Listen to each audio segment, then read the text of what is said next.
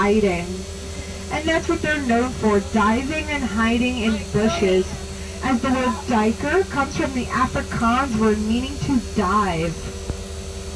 As we go around this big bend, keep your eyes peeled for another antelope species out here. They're a larger antelope, a little bit larger than our duiker over there. We have our East African bongo. They're built similar to cows are. They're an orangey cinnamon color with white stripes and big horns. And like how the cows moo, bongos moo as well. Sadly though, those guys are very endangered. So Professor Ron has partnered them with a species survival plan. It's like Ancestry.com mixed with a dating app, so that way we can find the perfect match for each and every bongo. So that way if we ever had to send them back out in the wild, we had enough to do so safely. Alright, if you hang on to that question till the end, I might answer it. Or what's your question?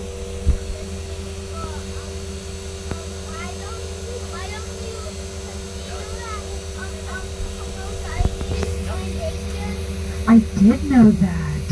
I did know. Yes, you are correct.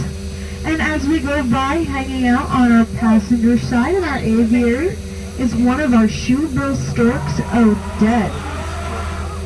Oh. Take a close look at her bill, as she can clap it together so loud and so fast, it has been mistaken for a helicopter rotor. And don't let the name stork fool you guys, she's actually very closely related to a pelican. And as we go by on our driver's side, you can kind of see that cool bird hanging out over there with the crazy yellow feathers on top of their head. That's one of our African crown cranes. Their calls can be heard up to 3 miles away. As we go through this big gate, make sure we keep all those arms and heads and legs in for me, guys. It's a narrow gateway. We're now entering into the Ituri rainforest, where Professor Ron partners with the Okapi Conservation Project to help protect the Ituri rainforest and all of its inhabitants. And we're just going to wait on the gate behind us to close because we do have 6 elephants here. And if they were to ever get into that area, they can eat all that vegetation in a little over an hour. So we like to keep all of the homes protected for animals out here. But here to tell you more, take it away! Not Professor Ron. Okay, I guess he didn't get my memo. Well, he left his jacket, so I don't think he could have gotten too far. Hang on, guys. Professor Ron, this is Delaney with the Interns. We're at Base Camp Calinda. What's your location? Over. Hi there!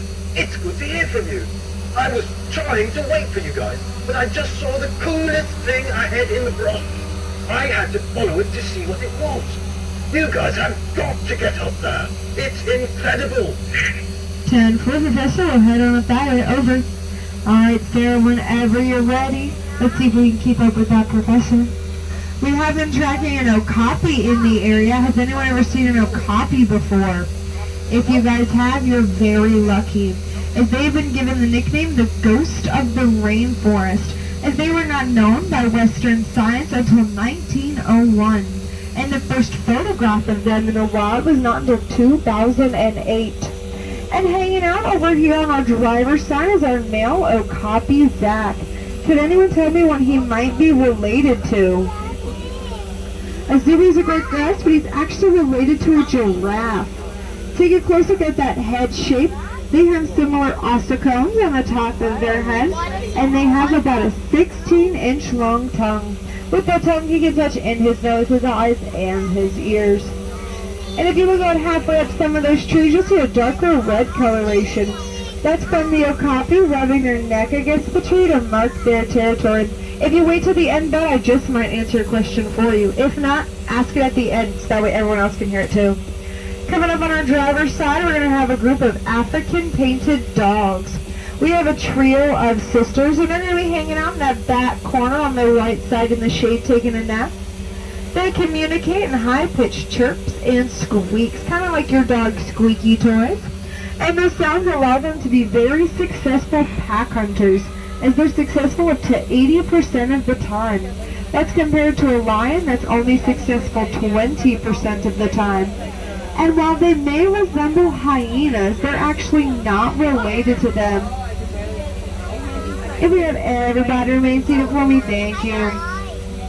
Coming up on our driver's side, we're going to have our Rhino Night House. If you can get all those arms into for me, guys. This is where the rhinos will go every night to get some sleep, receive veterinary care, or get some alone time to eat some snacks. But it does mean we're pulling up to Base Camp Ward, where Professor Ron is going to tell you guys more about the International Rhino Foundation. Take it away for me, Professor Ron, who seems to not be here. Is he hiding somewhere? Do you guys see him in a bush? Is this a game? Are we playing hide and seek? I see a doll. You see, yeah? I see a doll. You see a doll. He turned into a girly doll. He turned into a girl doll. Well, he did leave his hat, though, which he usually always has.